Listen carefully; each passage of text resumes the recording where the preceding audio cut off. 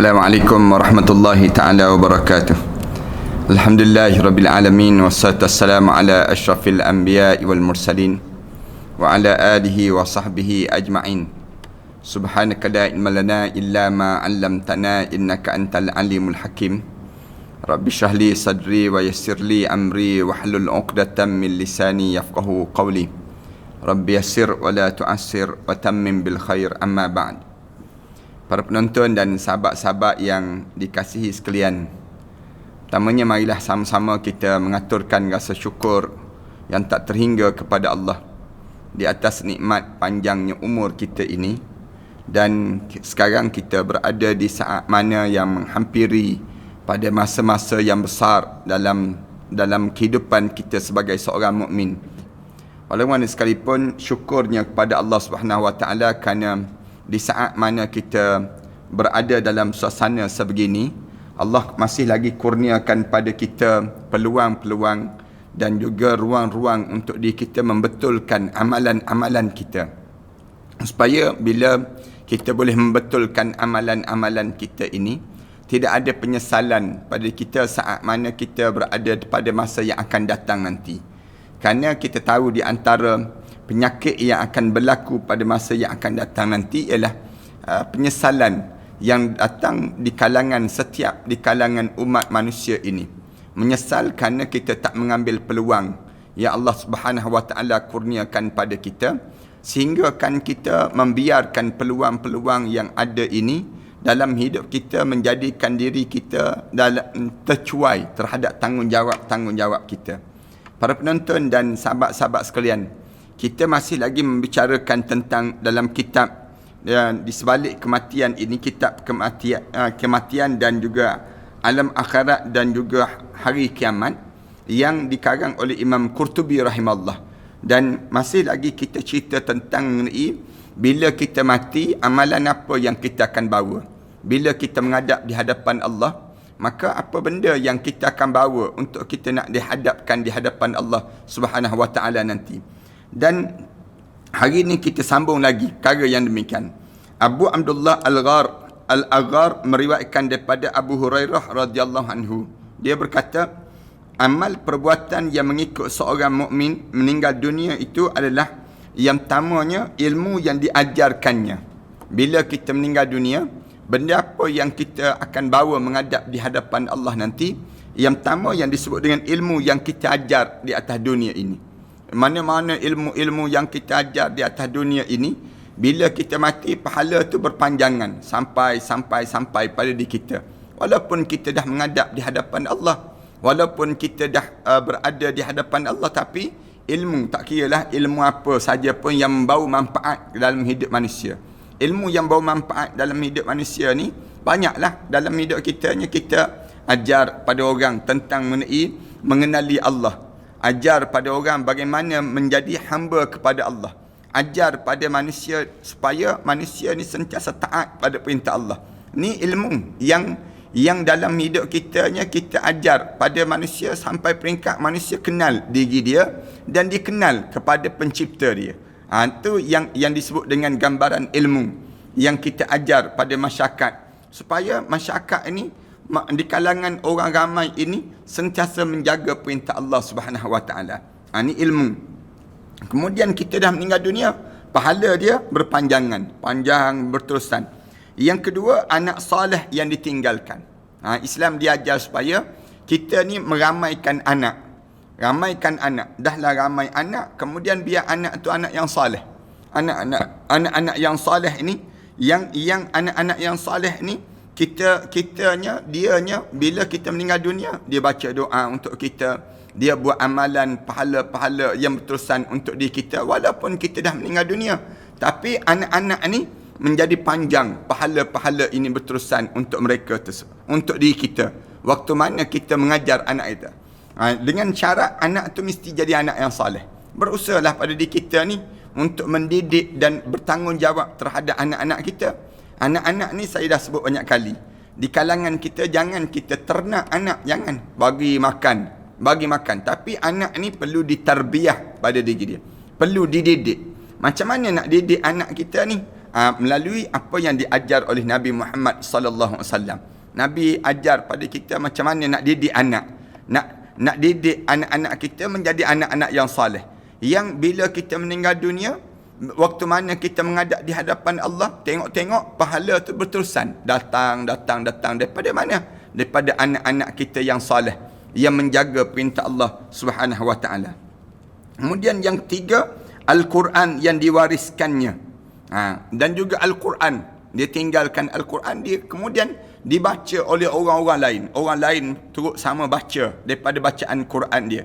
Ataupun dia beli Quran, dia wakafkan, dia niatkan untuk orang-orang yang dia niatkan bila dia meninggal dunia nanti, pahala ni berterusan untuk diri dia. Dia beli Quran. Maksud Al-Quran ni termasuklah kita bina masjid. Termasuklah kita apa dia? Termasuklah kita bina sekolah-sekolah tahfiz. Orang yang menghafal Quran. Ini dipanggil mewarisi Al-Quran dipanggil. Bila kita meninggal dunia, anak-anak yang menghafal Quran ni berterusan sampai pahala-pahala untuk diri kita. Ini cara kita wariskan Al-Quran. Waktu mana kita meninggal dunia je, orang berterusan dengan Al-Quran. Hidup suasana Al-Quran dalam kehidupan kita. Kemudian siapa lagi? Apa lagi yang pada diri kita? Yang kelima, masjid yang dibinanya. Bila kita sebelum meninggal dunia, cari mana-mana orang nak buat masjid, orang nak bina masjid, kitanya bagi sumbangan untuk pembinaan masjid tersebut. Ada bahagian kita RM100, RM500. Maknanya kita ni beli juga bahan-bahan binaan untuk masjid tersebut. Kemudian orang lepas tersebut, orang datang semayang di masjid ini. Orang yang mengimarahkan masjid ni, selagi mana tertegak masjid tersebut, selagi itulah pahala pada diri kita yang berterusan dalam hidup kita. Jadi pada diri kitanya, pada diri kita waktu mana hidup atas dunia ni, pantang dengar orang nak buat masjid. Bila dengar je orang nak buat masjid, kita kena ada sumbangan bahagian kita. Jangan kita ni biarkan masjid ni dalam keadaan yang berangka je, tak siap-siap masjid.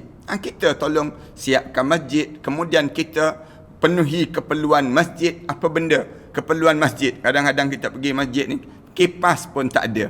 Beli kipas, kemudian letak di masjid, wakafkan untuk masjid. Kemudian kadang-kadang kita pergi bilik air, dalam baldi pun tak ada. Kemudian dalam tandas tersebut macam-macam gaya, keadaan yang masih lagi dalam keadaan tak sempurna, kita sempurnakan. Bila kita sempurnakan, pahala tu berterusan untuk diri kita.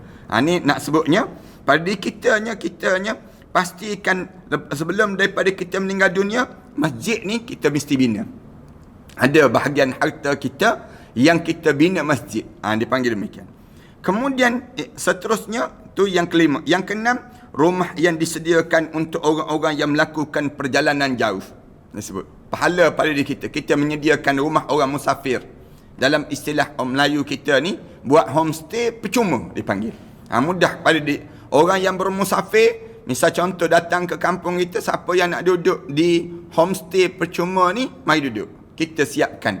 Maknanya menyediakan untuk orang-orang yang permusafiran.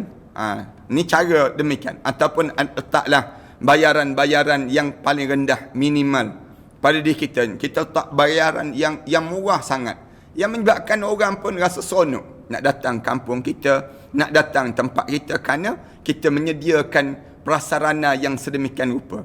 Ni rumah-rumah permusafiran dipanggil. Rumah musafir ni, Islam dia ajar supaya kitanya bina benda-benda yang demikian. Siapa-siapa yang nak datang duduk cara percuma, mari duduk. Ni cara pada diri kita. Ataupun kita letaklah dengan bayaran yang tertentu. Bila kita buat dengan cara demikian, dapat pahala pada diri kita demikian. Ini pun saya sedang rangka ni. Saya bercadang untuk nak buat yang disebut dengan cadangnya, kita nak cari buat rumah permusafiran.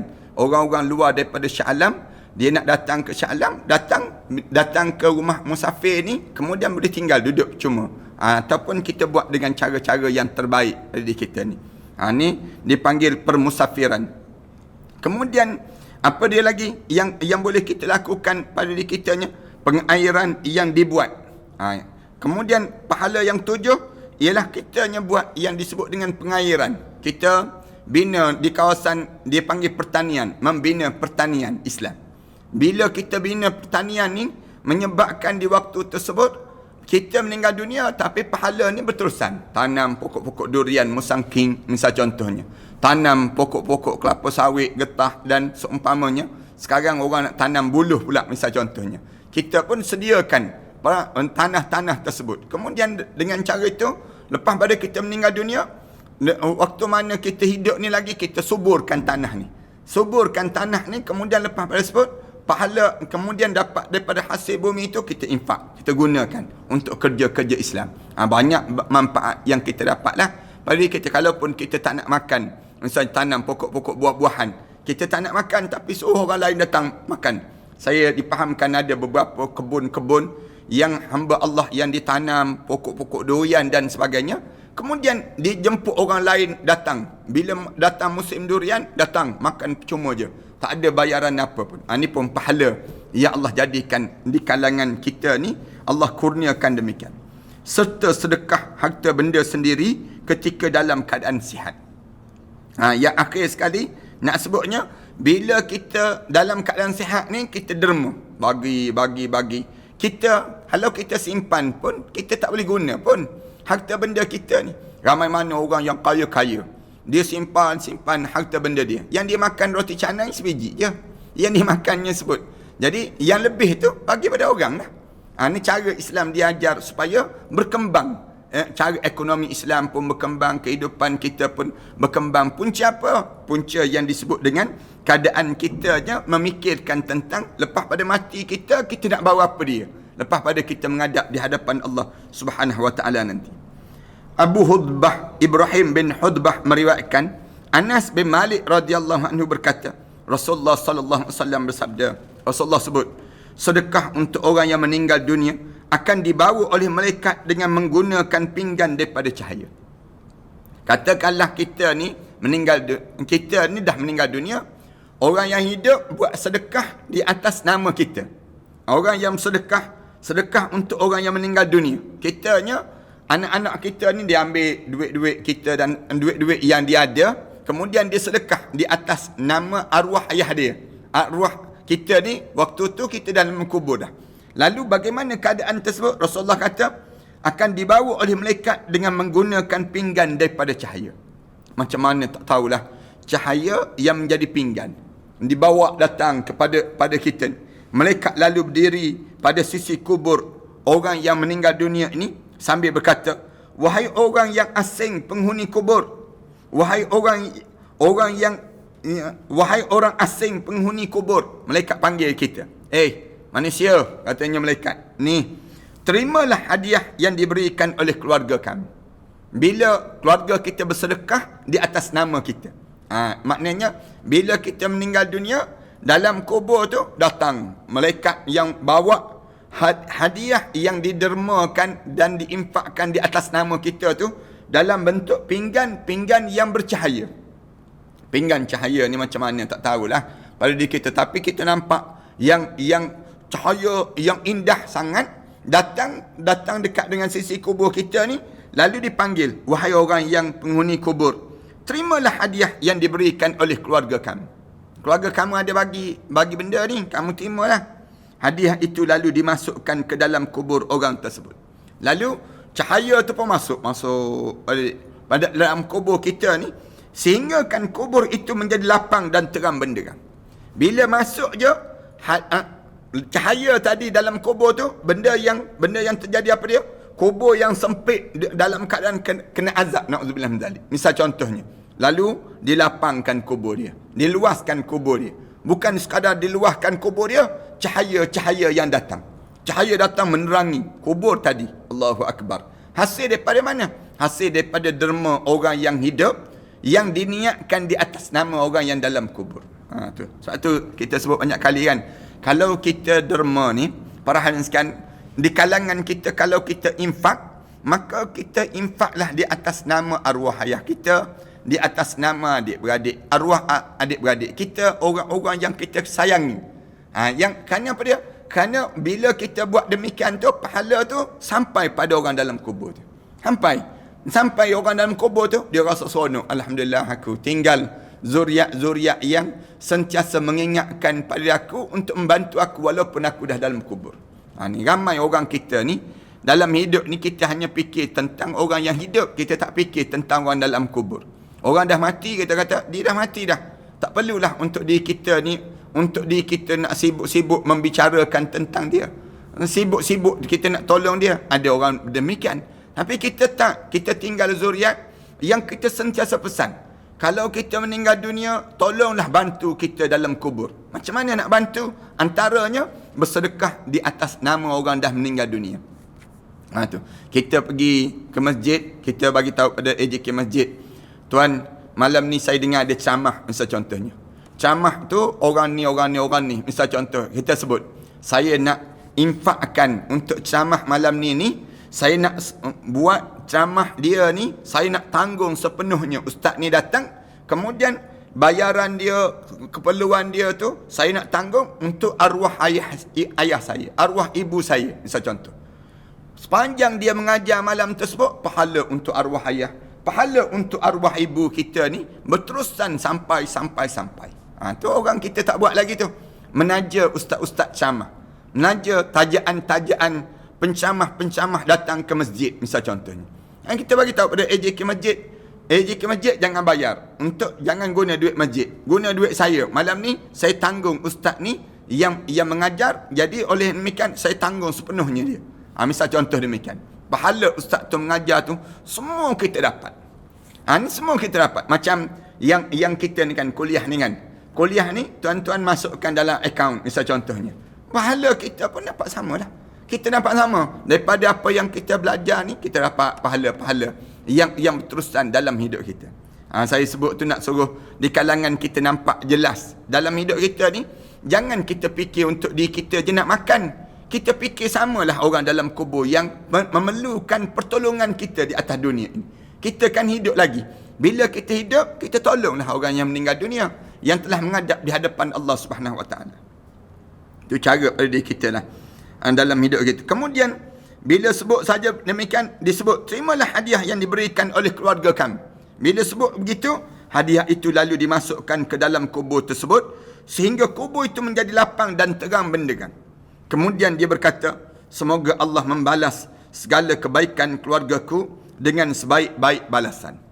Lalu dia akan sebut, dia akan, orang dalam kubur tu dia kata, Allah, moga Allah balaslah pada keluargaku dengan sebaik-baik balasan, kerana aku terima yang disebut dengan hantaran hadiah daripada orang hidup ke dalam kubur ini.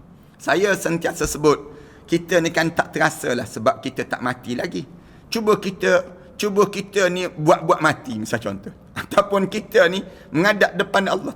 Cuba try matilah, senang bahasa yang mudah ni. Bila kita mati, kita nak sangat orang yang hidup ni tolong pada kita. Kerana kita dapati dalam kubur ni, keperluan itu banyak lagi daripada apa yang telah kita sediakan. Sekarang kita tak rasa sebab kita tak masuk lagi. Bila kita masuk dalam kubur tu, hari pertama tu menyesal dah. Menyesalnya aku, kenapa aku tak buat begini? Kenapa aku tak buat begini? Waktu mana aku hidup di atas dunia? Waktu mana hidup dulu, kita tak buat.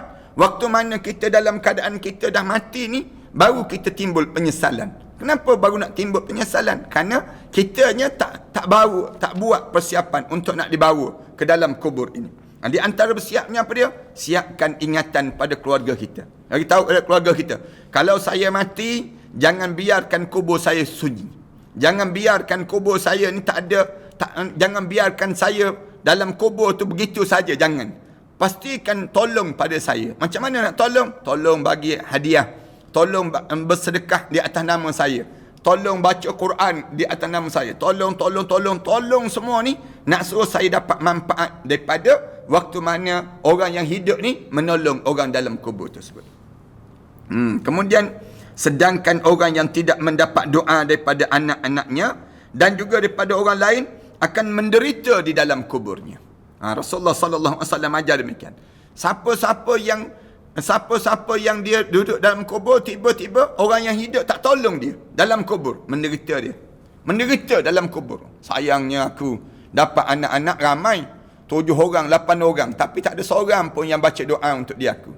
Anak-anak aku kaya-kaya raya semua, tapi tak ada seorang pun yang nak bersedekah untuk dia aku.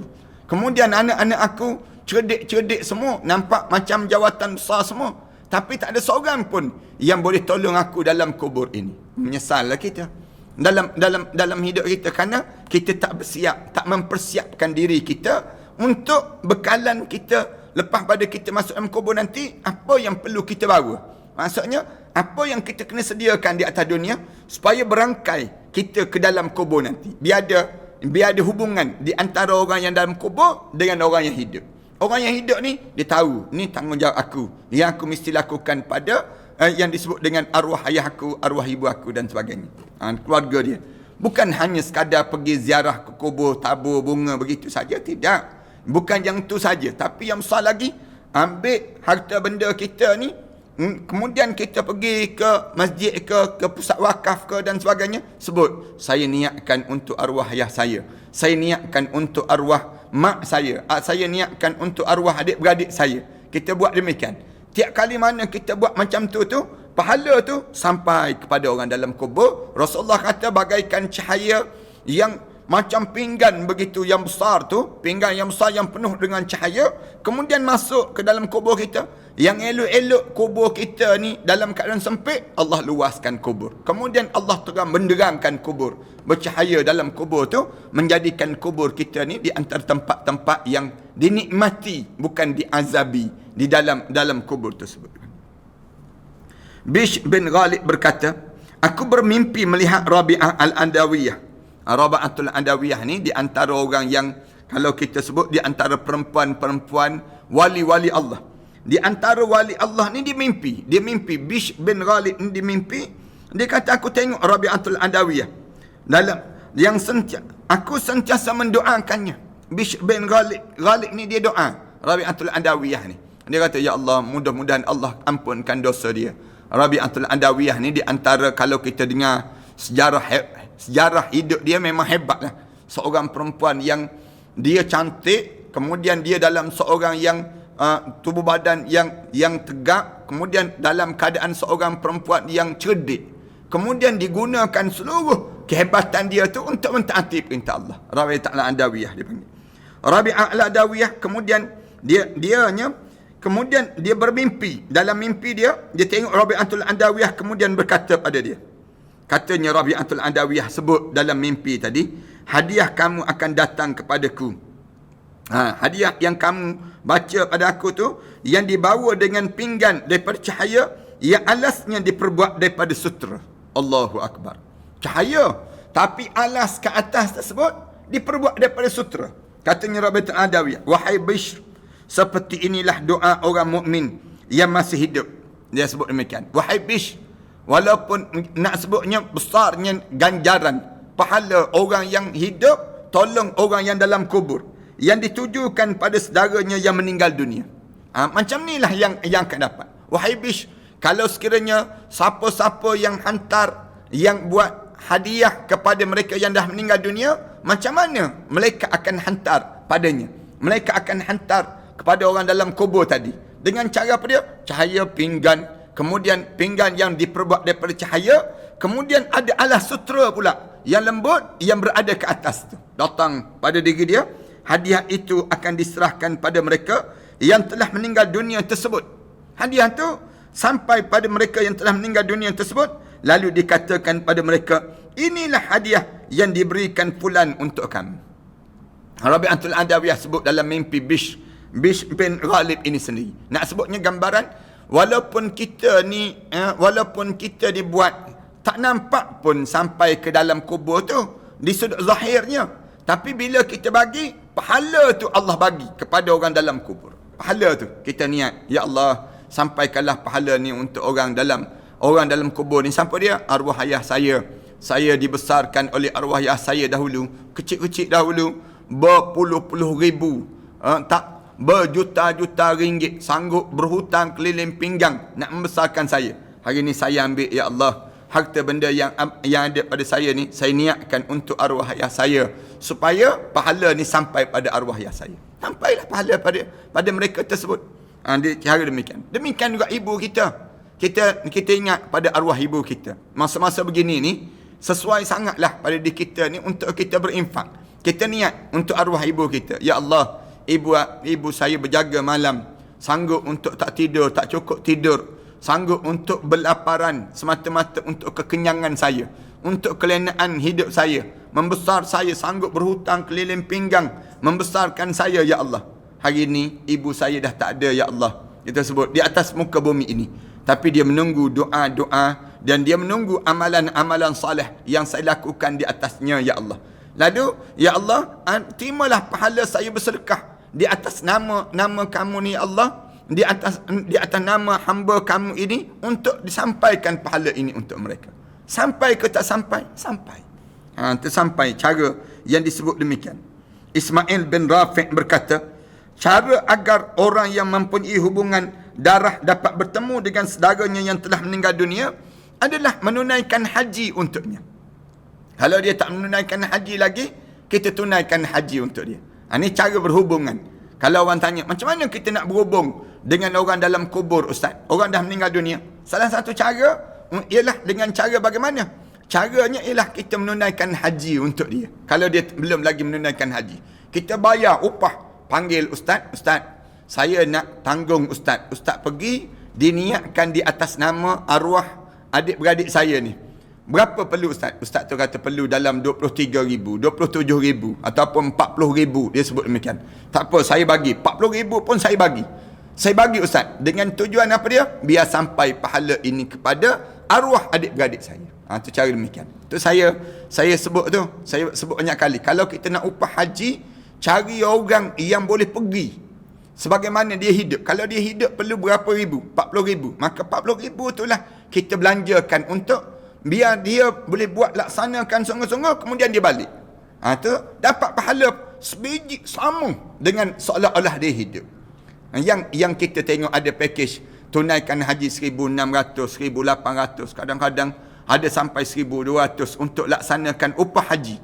Bagi saya yang ni tak berapa dipanggil, tak berapa sempurna pada diri kita. Kalau dia hidup, dia tak boleh pergi dengan 1,200. Nak gambarkan pada diri kitanya, yang terbaik kita upah haji ni dengan jumlah yang sama kalau dia hidup. Berapa banyak yang perlu pada diri dia. Itu baru sampai pada seorang tersebut. Adapun kita kata, Ustaz, ada keluarga saya di Mekah, di Madinah, dia sanggup untuk nak terima 2,200 misal contoh. Tak apalah, kita boleh bagi yang demikian. Sama tu. Kerana dia tu sama menyumbang kepada arwah yang meninggal dunia. Kemudian yang keduanya, menyambungkan hubungan kita dengan orang meninggal dunia. Apa dia?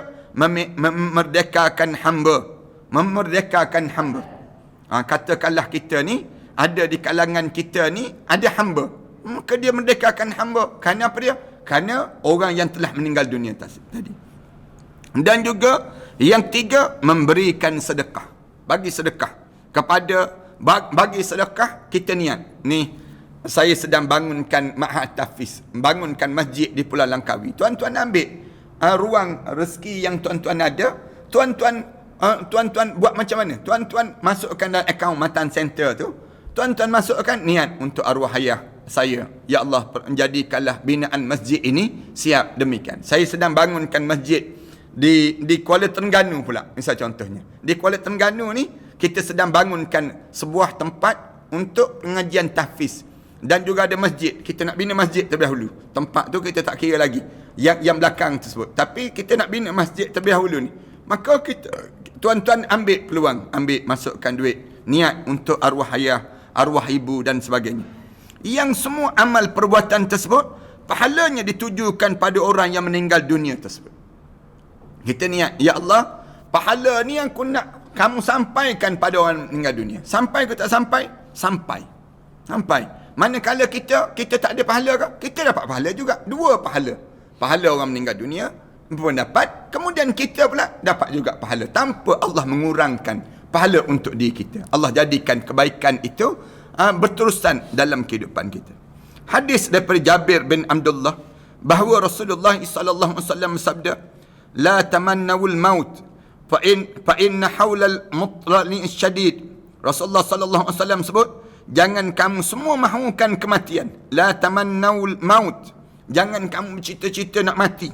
Fa inna haulal matla'in syadid. Kerana saat-saat roh akan keluar daripada jasad itu merupakan perkara yang paling amat dahsyat di saat mana berlaku demikian. Rasulullah sallallahu alaihi wasallam sebut, dahsyat di sini maksudnya mengerikan. Bila kita melalui saat sakarat, Allah, tak boleh nak dibayang, ngeri, meremang bulu roma, dia panggil demikian. Ada seorang lelaki yang berkata pada Umar bin Al-Khattab radhiyallahu anhu, ketika mana Sayyidina Umar hampir-hampir meninggal dunia, aku harap kulit kamu tidak dapat disentuh oleh api neraka. Orang tu sebut pada Sayyidina Umar. Umar kemudian memandang pemuda itu dan dia berkata, bila ada orang muda datang, dia tengok Umar dalam keadaan yang nazak sebegini, menghampiri saat kematian, kan Umar kan kena tikam kan pada Abu Lu'lu'ah. Jadi sempatlah orang datang ziarah. Bila ada yang datang ziarah tu, tengok Sayyidina Umar tu, dia sebut terus pada Sayyidina Umar. Dia kata apa dia? Dia kata, aku harap kulit kamu tidak disentuh oleh api neraka Allah. Dia sebut demikian. Umar memandang pemuda itu, lalu dia berkata, orang yang membuat kamu terpesona adalah orang yang rugi.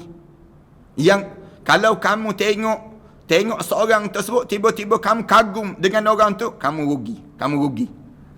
Katanya Sayyidina Umar, demi Allah, seandainya aku memiliki semua yang ada di dunia ini, maka aku akan menebus kedahsyatan kematian dengan semua yang aku miliki ini.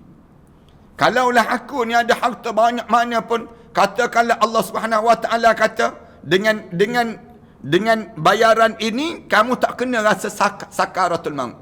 Aku akan bayar semua. Aku akan bayar semua. Kerana apa dia? Dunia dan seisin. Kerana sakit saat sakarat ini menjadikan aku ni tak terfikir lagi bagaimana kenikmatan dalam kehidupan. Sakitnya sakarat dipanggil. Abu Ad-Darda berkata, ada 3 perkara yang membuatkan aku ketawa. Abu Darda disebut. Pertama, orang yang sentiasa mahukan dunia. Orang ni orang yang tamak terhadap dunia, sedangkan kematian dia sedang mengejarinya, mendatanginya. Ni aku pelik dengan orang macam ni. Pelik dengan orang yang dia sibuk nak pada dunia, tamak sungguh terhadap dunia. Tapi saat tersebut dia sedang dekat dengan kematian. Mati itu semakin dekat, tapi dia tak sedar. Yang kedua, orang yang lalai bukan kerana ingat tentang kematian. Orang yang hidup hanya je dengan dunia yang sementara ni. Aku pelik dengan orang macam ni. Aku ketawa tengok orang yang tak ingat pada kematian. Yang tiga, orang yang ketawa besar sedangkan dia tidak tahu adakah Allah Ta'ala redha ataupun tidak kepada dia. Ketawa terbahak-bahak. Kadang-kadang kita pergi kedai kopi, kan ketawa, ha. Suara dia kuat bukan main lagi. Dalam keadaan yang dia sendirinya tak tahu lagi Allah redha ke tidak pada dia tu. Dia tak tahu lagi keadaan pada dia. Ada 3 perkara yang membuatkan aku menangis, katanya Abu Darda. Yang pertama, berpisah dengan orang yang dikasihi, itu Nabi Muhammad sallallahu alaihi wasallam. Tu aku menangis sungguh. Pisah dengan Nabi Muhammad. Dan juga sahabat-sahabatnya yang menyebabkan aku menangis sungguh. Kerana aku berpisah dengan orang yang aku kasihi. Yang kedua, perasaan takutku terhadap kedahsyatan kematian. Yang kedua yang menyebabkan aku menangis, aku menung seorang-seorang, aku fikir waktu mana sakaratul maut. Dahsyatnya saat yang demikian.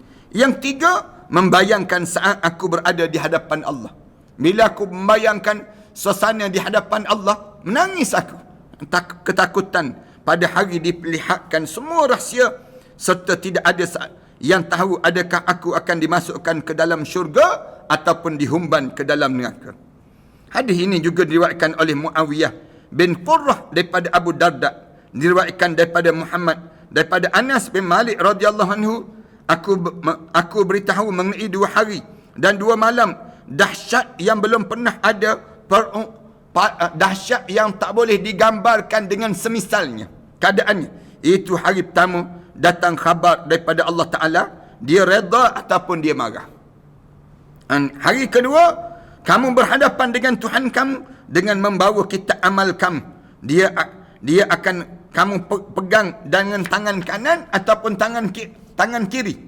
2 malam itu adalah malam pertama kamu dalam kubur, sedangkan kamu belum pernah tidur di sana. 2 malam ni yang paling ditakuti ni, sedangkan malam yang pertama malam dalam kubur, sedangkan kamu belum pernah tidur dalam kubur, dan malam yang subuhnya akan muncul hari kiamat. Pada saat tersebut menakutkan dan menggerunkan pada aku. Ni disebut oleh disebut daripada riwayat Muhammad daripada Anas bin Malik radhiyallahu anhu. Dan insya-Allah kita akan cerita tentang mengenai suasana kubur yang kita akan lalui, bagaimana keadaannya. Kubur merupakan tempat persinggahan awal menuju ke akhirat Allah Subhanahu wa taala. Terima kasih di atas kesempatan yang baik ini. Mudah-mudahan Allah panjangkan lagi umur kita dan Allah masukkan kita di kalangan hamba Allah yang saleh. Bismillahirrahmanirrahim. Alhamdulillahirabbil alamin. Wassalatu wassalamu ala asyrafil anbiya'i wal mursalin wa ala alihi wa sahbihi ajma'in. Rabbana iftah bainana wa baina qaumina bil haqq wa anta khairul fatihin. Rabbana zalamna anfusana wa illam taghfir lana wa tarhamna lanakuna minal khasirin. Rabbana wa tub alaina innaka antat tawwabur rahim. Rabbana ja'alna muqimas salah wa min dhurriyyatina rabbana wa taqabbal du'a. Rabbana atina fid dunya hasanah wa fil akhirati hasanah wa qina adzaban nar. Sallallahu ala Muhammad wa ala alihi wa sahbihi wasallam. Alhamdulillahirabbil alamin.